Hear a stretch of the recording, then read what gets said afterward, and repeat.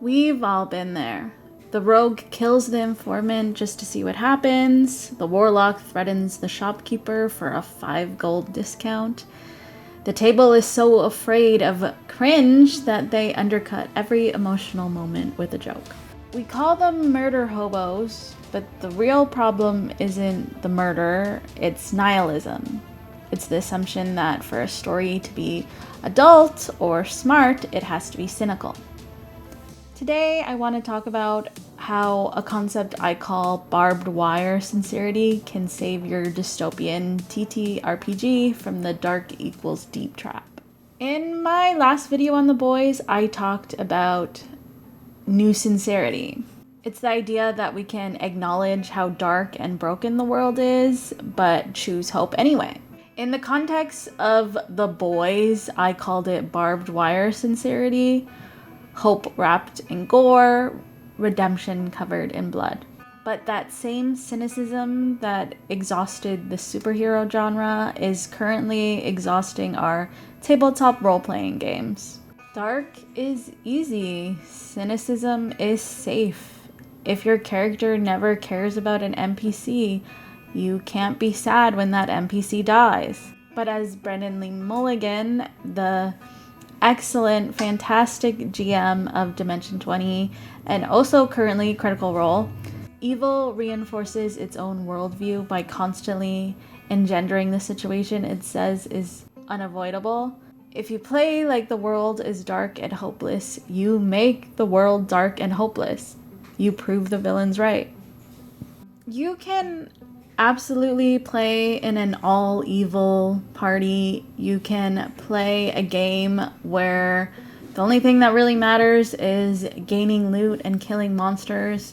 And all those ways of playing are perfectly valid ways. But if you want to play in a world with a bigger meaning, and if you want to get invested in the story, then you can't just throw a completely hopeless, dark, gritty world at your players and expect them to care.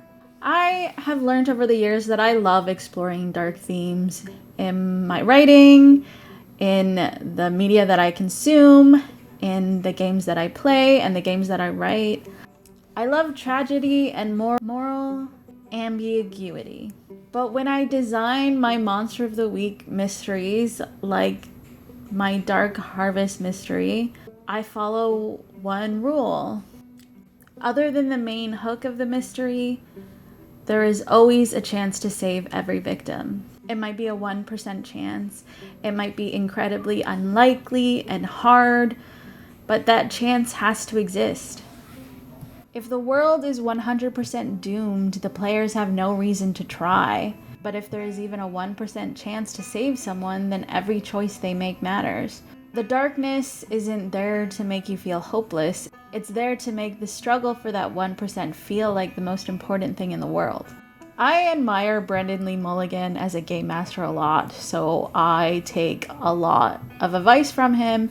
And another thing that he talks about is how humans have always found reasons to laugh, even in the worst conditions. People tell jokes in war zones and fall in love during famines, and I've always found this to ring incredibly true. There's the notion that the dark and grittiness of the world is the true reality. Believing that everyone will turn on each other the second things get hard isn't wisdom.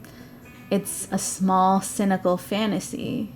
Of course, there's going to be people who do act this way. There's going to be bad actors, and those are the villains of your story.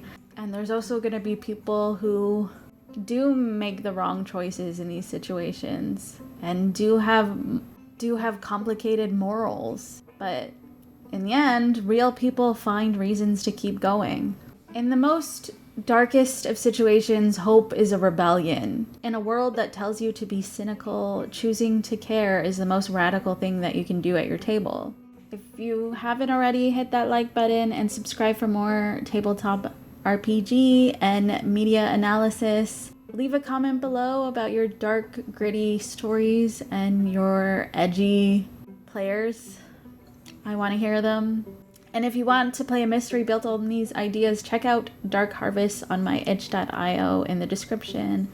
I know that I promised a video about the even earlier days of the comic book industry, and that's still coming, but it's taking a little bit longer to dive into it with the research and writing the script. So I wanted to make a video that was a little bit shorter.